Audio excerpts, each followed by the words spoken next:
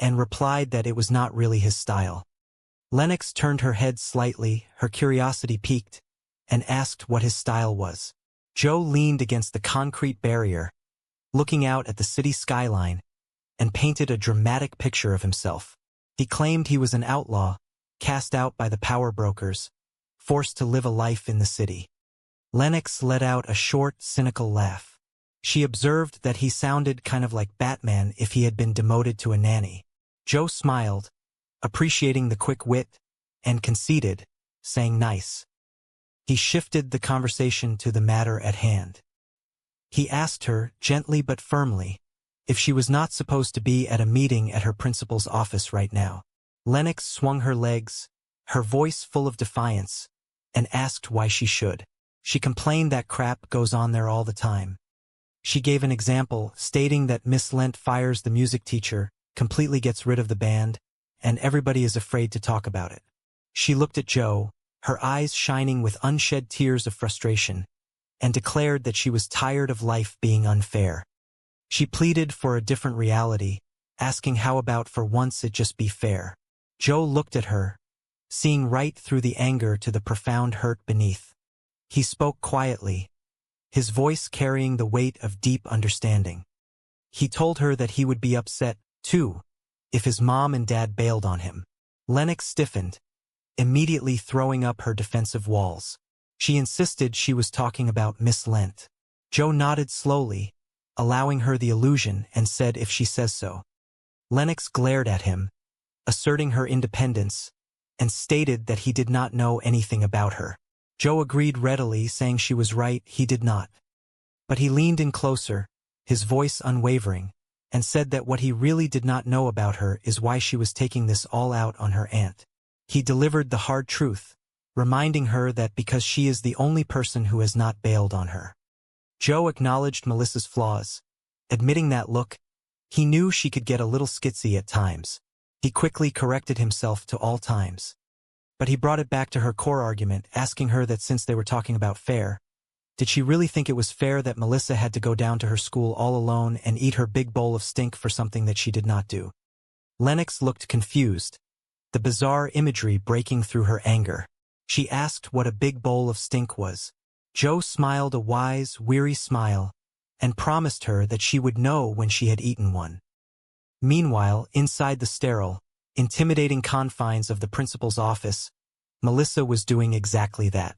She sat nervously across from Miss Lent, a woman whose stern demeanor seemed carved from granite. Miss Lent asked coldly if there was any sign of their Lennox. Melissa stammered, trying desperately to defend the niece who had abandoned her. She pleaded with Miss Lent, saying, "Oh, look." She knew what Lennox did was bad. She emphasized the severity, adding, "Okay, really, really bad." But she tried to provide context, arguing that if any kid has the right to be upset about what life has handed her, it was Lennox. She quickly backpedaled, raising her hands, and clarified that look. She was not trying to excuse Lennox. She was just saying, if she was Lennox, she probably would have done worse by now. She confessed with a sheepish smile that in fact, she did. Miss Lent was entirely unmoved by the emotional appeal. She stated flatly that this was pointless without Lennox. She suggested coldly that why do they not just reschedule? She asked Melissa with dripping condescension if she thought she could manage to find her by, say, tomorrow afternoon. Melissa panicked, her carefully managed schedule flashing before her eyes. She explained frantically that, oh, tomorrow's city council session is all day. She tried to find a sliver of time, adding that they take lunch 12 to 1. She looked at Miss Lent hopefully, saying she did not know when she breaks. Miss Lent leaned forward, her voice a sharp blade of judgment. She addressed her formally as Miss Burke and delivered a devastating critique, stating that parenting does not fit into nice little schedule boxes. She added, twisting the knife, that, it might be helpful to look not just at what Lennox is doing, but at the job she is doing. Melissa absorbed the blow, her heart aching, and whispered defensively that she is doing okay. Just as the silence in the office became unbearable, the door creaked open. Lennox stood in the doorway, looking small but resolute. She offered a quiet hey. Melissa let out a massive sigh of relief. Lennox walked in and stood before the principal. She spoke clearly, her voice trembling only slightly. She said she was sorry she was late. She took a deep breath and added that she was sorry about the other day with the poem. She looked down at her hands, continuing her apology, saying and she was sorry about the stuff that she said. She explained her feelings, stating she was mad, and apparently not really at Miss Lent. She turned her head slightly, her eyes meeting her aunt's for a brief, meaningful moment. She stated firmly that there is no need to blame her aunt. She acknowledged the burden Melissa was carrying, saying she has been getting enough of that for her. She finished her apology with a profound statement of appreciation, noting that at least she is trying. She quickly covered her vulnerability, reverting to her teenage armor, and muttered okay, whatever. She turned to Melissa and said, let us just get to the stink-eating part. Melissa looked bewildered, echoing her niece, asking the what-eating part. Later that evening, back in the sanctuary of their home, the tension had finally broken. Joe was in the living room, music playing softly, demonstrating a ridiculous, fluid dance move. Melissa walked in, exhausted but lighter than she had felt in weeks. Joe grinned, asking, all right, let us see what you got. He offered some unsolicited advice to a theoretical dance partner, saying, here is a thought, my hip young brother man. He instructed them to try loosening up their knees a little bit.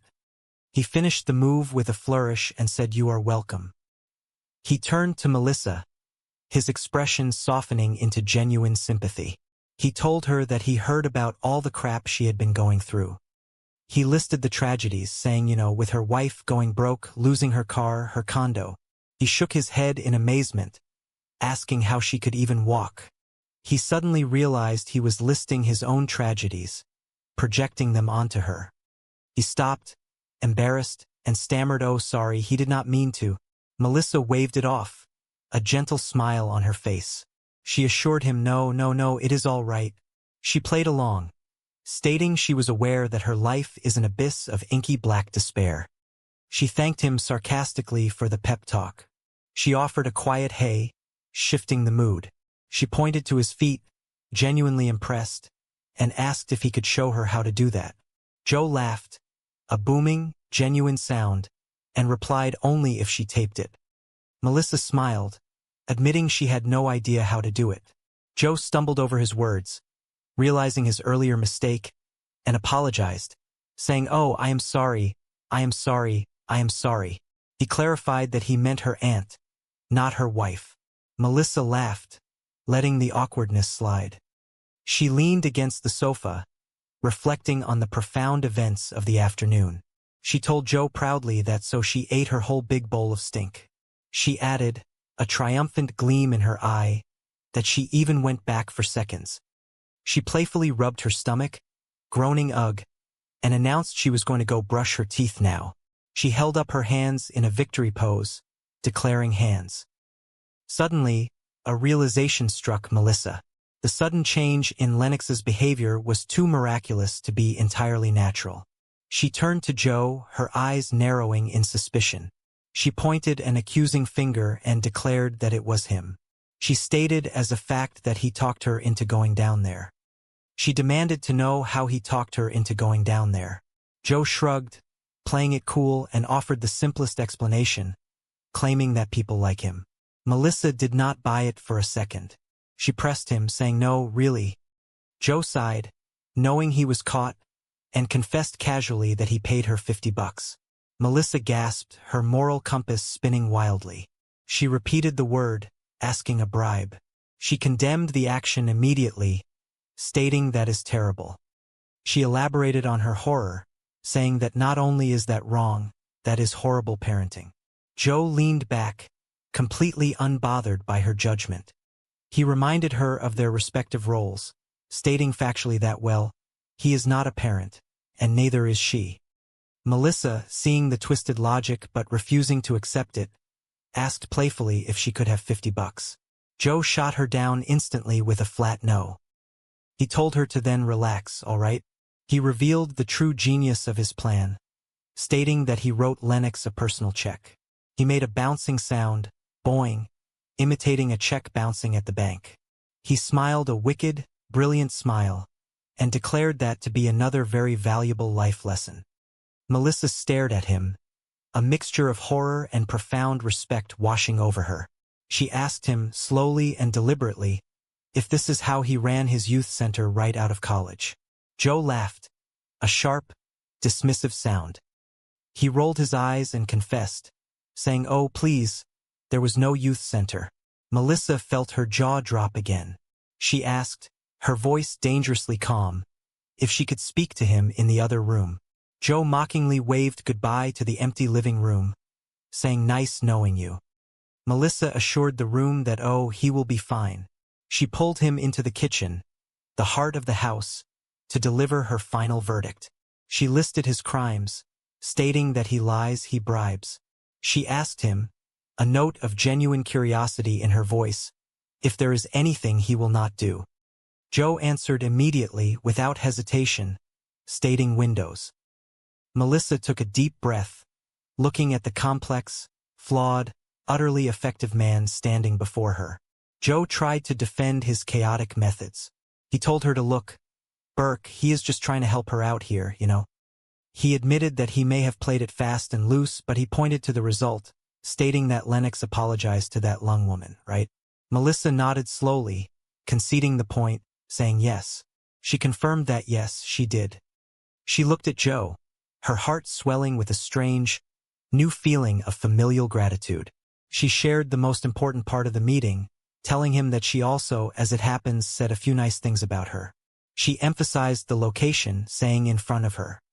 She confessed the emotional impact, stating it is the first time since she has been here.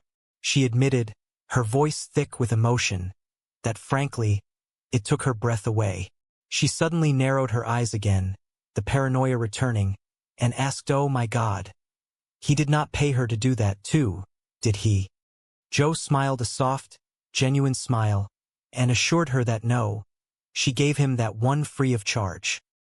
He could not resist adding a touch of his trademark arrogance, suggesting that although it may be his mere presence in this household that is sort of seamlessly pulling everything together. Melissa laughed, a bright, happy sound, and agreed, saying, "Oh my God, let us believe that." She turned away for a moment, remembering a crucial detail. She announced, "Oh, she almost forgot." She informed him that a Regency nanny has called. She relayed the message, stating they said that Mrs. Dietrich is available and that she will be here at 8 in the morning tomorrow morning. Joe looked at her, his confidence faltering for a split second. He asked her, a hint of vulnerability in his voice, if she did not think he could handle this. Did she? Melissa looked at him, completely honest. She replied that, to be honest, no. But then she smiled, a warm, welcoming smile, and added, not until he, pulled all that confidence out of his ass. Joe's chest puffed out slightly. He asked, seeking final confirmation, if this is official now. He gave her an out, explaining that because, if not, he can just, hop in his house and drive away. Melissa shook her head, making the best, most terrifying decision of her life. She said yeah. She agreed to the madness, saying, "Let us give it a shot." She asked rhetorically, how bad could he be? Joe smiled, a promise of endless chaos and unwavering support, and replied that she will find out, will she not? The transition from a broken collection of individuals to a functioning, albeit highly unconventional, family began that very night. Melissa returned home much later, the house quiet and dark. Joe was waiting up, reading a magazine by the dim light of a table lamp. He looked up, slipping effortlessly into the role of a concerned mother. He asked her, his voice dripping with faux maternal judgment, how her date went that lasted until 3 freaking in the morning. Melissa laughed, slipping off her shoes, and played along, whining to leave her alone, Mom. She argued her case, stating it is not a school night. She added, a triumphant grin on her face, that and he was captain of the football team, finishing with a dramatic God. She paused, a sudden realization hitting her. She noted, with a mix of amusement and sadness, that wow, She just realized she has never actually had that conversation with her own mom. She explained that she would come in at 3 in the morning, and her mother would send her back out for gin. Joe chuckled, a low, comforting sound. Melissa shifted into her new role as a responsible guardian, asking how did the kids get to bed? Joe delivered the nightly report with the precision of a military general. He detailed that Ryder knocked out about 11 and Lennox was 1:30. Melissa gasped, her eyes wide with shock, repeating 1:30. Joe held up a hand to calm her down. He assured her that all right, she just got in bed now when she heard the car pulling. But he quickly listed the accomplishments of the evening, ensuring Melissa that the chaos was productive. He stated that she is caught up on biology and math. He added, as if it were equally important, and the 5th season of Lost. Melissa smiled, a deep, contented warmth spreading through her chest. She cheered quietly, celebrating their unconventional success, whispering Army Delivery Council. Babe. Joe looked at her, confused by the sudden outburst, and asked, does it? Followed by, what is that face? He noticed a shift in her expression, a sudden tightening of her features, and asked if she forgot something. Before Melissa could answer, a loud, booming voice echoed from the front porch, shouting, hey. Melissa jumped, rushing to the window to peer out into the darkness. She gasped, her eyes widening in sheer terror. She turned back to Joe, her voice trembling as she reported the incoming threat. She stammered, holy nuts, that guy is huge. She called out his name in a panic, repeating Mel, this guy. She pressed herself against the wall, her political composure entirely shattered by the sheer physical mass of the man standing on her porch. She reiterated, her voice reaching a frantic pitch, that she is not kidding. This guy is huge, Mel. The repo man had arrived, a massive, immovable obstacle standing between Joe and his beloved Porsche.